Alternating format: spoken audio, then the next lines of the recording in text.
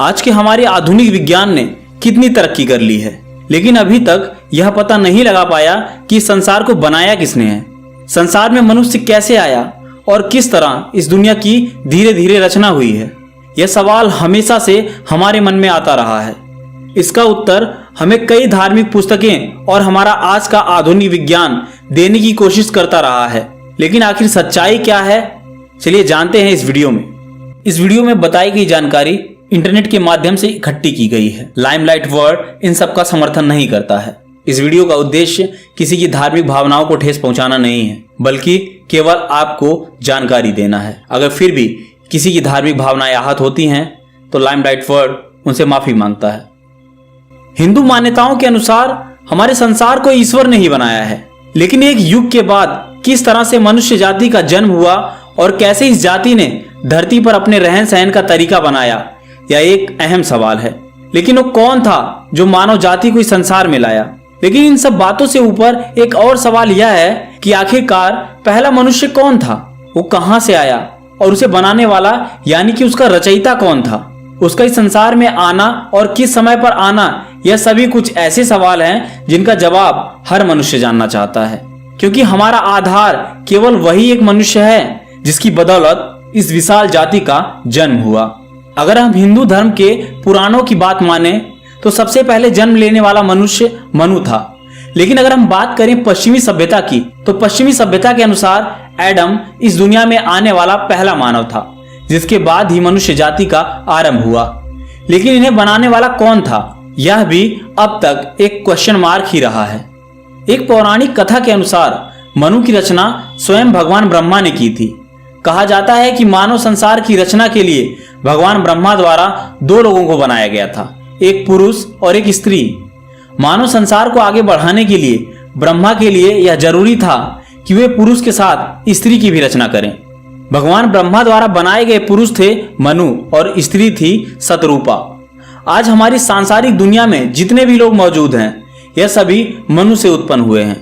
दूसरे शब्दों में कहें तो मानव संसार की रचना करने वाले भगवान ब्रह्मा ही हमारे आदि पूर्वज हैं और हम उनकी भविष्य की पीढ़ी हैं। संसार में आने वाला सबसे पहला इंसान मनु था, इसलिए इस जाति का नाम मानव पड़ गया, ऐसा हमारे धर्म ग्रंथ कहते हैं। संस्कृत में इसे मनुष्य कहा जाने लगा और अंग्रेजी भाषा में भी मिलते जुलते नाम मैन का प्रयोग हुआ है।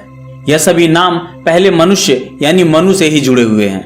पुराणों में दर्ज एक कथा के अनुसार एक समय था जब भगवान ब्रह्मा देवों, असुरों तथा पितरों का निर्माण करने के बाद काफी शक्तिहीन महसूस करने लगे थे। उन्हें समझ नहीं आ रहा था कि अब वे किस चीज की रचना करें जिसके बाद उनके मन तथा मस्तिष्क को कुछ शांति हासिल हो सके। एक बार ब्रह्मा जी अपने कुछ कार्यों में व्यस्त थे। अचानक उनके भीतर से एक काया उत्पन्न हुई और उनके सामने आकर खड़ी हो गई। उसे देख उन्हें बेहद अचंभा हो रहा था कि वह कोई मामूली काया नहीं बल्कि हूबहू उनके जैसी दिखने वाली परछाई थी। उस परछाई को देख कुछ देर तो भगवान ब्रह्मा समझ न सके कि उनके साथ आखिर हुआ क्या है। यही मानव संसार का पहला मनुष्य था, जिसे मनु के नाम से जाना जाता है। इस पौराणिक कथा से एक और सवाल मन में आता है कि हिंदू मान्यताओं में तो मनु ने जन्म लिया, लेकिन पश्चिमी सभ्यता के अनुसार पहला मानव कौन था? यदि बाइबल की बात करें तो जिस तरह से पौराणिक कथा में भगवान ब्रह्मा के शरीर से मनु ने जन्म लिया था, इसी तरह से बाइबल में भी ईश्वर के शरीर से एक परछाई ने जन्म लिया था। यह परछाई मनु की तरह ही ईश्वर की छाया थी और उन्हीं की तरह ही दिखती थी। बाइबल में एक परछाई यानी कि पहले मनुष्य को एडम का नाम दिया गया है। बाइबल में एडम के जन्म पर एक वाक्य भी लिखा गया है, man was created in the image of his maker. इसका मतलब है कि भगवान की परछाई में मनुष्य ने जन्म लिया है। इन दोनों कथाओं से यह साबित होता है कि मनु ही वह पहला इंसान था जिसने मनुष्य के रूप में धरती पर जन्म लिया। मनुष्य के साथ इस सांसारिक दुनिया में भगवान ब्रह्मा द्वारा एक स्त्री शतरूपा की भी रचना की गई थी। जहां पुराणों में वर्णित कथा के अनुसार शतरूपा का जन्म हुआ था, वहीं बाइबल के अनुसार एडम के साथ ईश्वर द्वारा एम्बेला का जन्म हुआ था। इन सभी तथ्यों को जानकर यह साबित होता है कि हिंदू इतिहास तथा पश्चिमी सभ्यता की बातें काफी हद तक समान हैं, लेकिन ऐसा नहीं है। अभी भी ऐसी कई बातें हैं जो दोनों सभ्यताओं को काफी भिन्न बनाती हैं। अब वो चाहे संस्कृति के संदर्भ में हो या मनु के जन्म के बारे में हो, दोनों में अंतर जरूर है।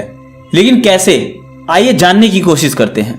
बाइबल में लिखी गई कहानी के अनुसार एडम का निर्माण खुद ईश्वर ने किया था, लेकिन दूसरी ओर मनु तो स्वयं भगवान ब्रह्मा के शरीर से काया बनकर उत्पन्न हुआ था। इन सभी तथ्यों में जहां पुराण तथा बाइबल में मनु और शत्रुपा के जन्म को लेकर कुछ असमानताएं देखी गई हैं, वहीं उनके जन्म के बाद की कुछ घटनाओं में समानताएं भी हैं। पुराण के अनुसार मनु तथा शत्रुपा के जन्म के बाद भगवान ब्रह्मा द्वारा उन्हें धरती पर मानवीय संसार को स्थापित करने का आदेश दिया गया था। ठीक इसी तरह बाइबल में भी इस तरह की घटना का वर्णन मिलता है। इसके साथ ही बाइबल में एडम के बिना किसी गर्भ द्वारा इस संसार में आने की बात पुराण के तथ्य से मिलती जुलती है। जिस तरह पुराण में भी ब्रह्मा के भीतर से निकली काया से मनु का पूर्ण रूप से जन्म हुआ था, उसी तरह बाइबल में एडम का जन्म भी पूर्ण विकसित रूप में ही हुआ था। लेकिन इन सब में एक बात और खास है कि हिंदू पुराण के अनुसार केवल एक ही नहीं बल्कि एक से ज्यादा मनु ने जन्म लिया था। यदि आंकड़ों के हिसाब से कहें तो पुराण में दर्ज यह तथ्य बताते हैं कि उस समय एक नहीं 10 मनु ने जन्म लिया था। तो फिर हम कैसे कह सकते हैं कि पहला इंसान केवल मनु था? इस संदर्भ में पुराण का कहना है कि मनु केवल एक इंसान नहीं बल्कि एक समूह का प्रतिनिधित्व करता है। यानी कि मनु एक अकेला पुरुष नहीं बल्कि 10 लोगों का समूह था, जिनका जन्म एक ही उद्देश्य से होने की वजह से उन्हें मनु कहकर बुलाया जाने लगा। यह सभी मनु विभिन्न समय क्षेत्रों में अलग अलग स्थान पर उत्पन्न हुए, जिन्हें बाद में मनु का नामकरण प्राप्त हुआ। ये सभी पौराणिक तथ्य हमें मनु के जन्म से लेकर उनके विस्तार तक काफी रोचक तथा आश्चर्यजनक भावनाएं प्रदान करते हैं। यह तथ्य हमें मानव जाति का एक बड़ा इतिहास उपलब्ध कराते हैं, जिन्हें जानना वाकई बहुत रोचक है। तो इस बारे में आपकी अपनी राय क्या है? क्या इस संसार में आने वाला पहला मनुष्य मनु था या एडम? आप अपने जवाब नीचे कमेंट बॉक्स में लिख सकते हैं।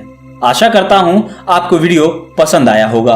पसंद आया है तो वीडियो को लाइक, चैनल को सब्सक्राइब और इस वीडियो को अपने दोस्तों के साथ शेयर करना ना भूलें। मिलता हूं किसी और वीडियो में किसी और नई जानकारी के साथ। तब तक के लिए नमस्कार।